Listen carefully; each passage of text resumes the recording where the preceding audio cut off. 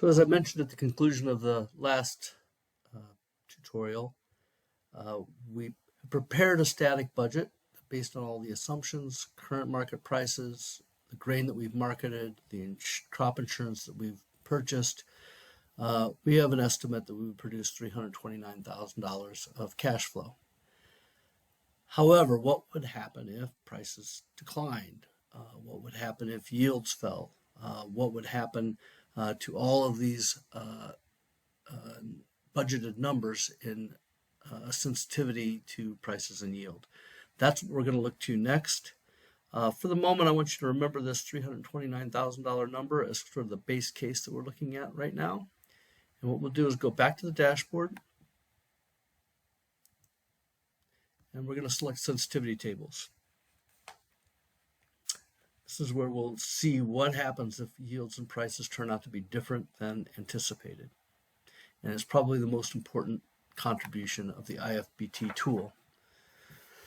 So we want to be patient here because it does take a few minutes to complete all the calculations, about 20 seconds or so.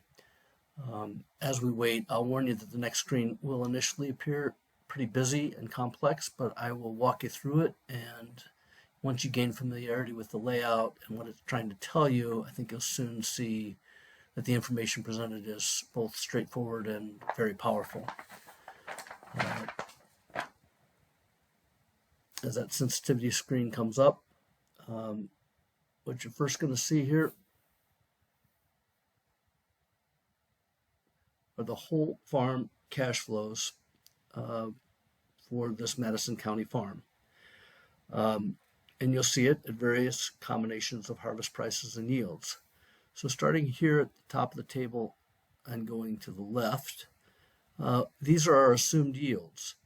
You'll see that it ranges from 50% of our expected yields, so that would be very poor performance, half of our crop, half of our yields are what we thought, all the way up to 110% of our yields. So for corn, for example, if we had originally expected 213 bushels an acre, at 50%, that's a little over 100 bushels an acre. So we're starting here on the left-hand side is going from very poor yields to very good yields. And then similarly, on this column down the side, we're varying price. And in a 50% price scenario, that means prices fell in half from where they are today. In a 100% price scenario, it means that the prices stayed where they are. And to the extent prices were to rise significantly, we have a range that goes from a low of 50% up to 170%. Then looking inside the table, you can see all the pre-tax cash flow numbers that are calculated based upon price and yield, taking into account everything that we've incorporated into our model. It takes into account our costs and our cost variability. It takes into account our grain and our grain marketed, what's locked and what's available to be sold. It takes into account our crop insurance decisions. It takes into account title payments, and I will show you that all briefly in a moment. But you now can see the range of potential outcomes for this farm based on those assumptions. Recall, this farmer has not selected any crop insurance for corn or beans yet, and the farmer's marketed only 10% of his grain.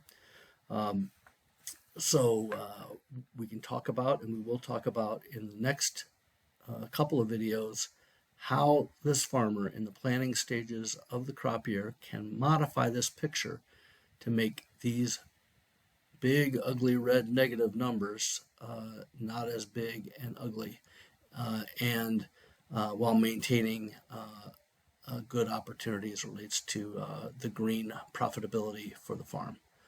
We'll pause here and we'll go on to the next section, which is to discuss just briefly some limitations of the analysis that you're looking at right now. We'll come back to that in just a moment.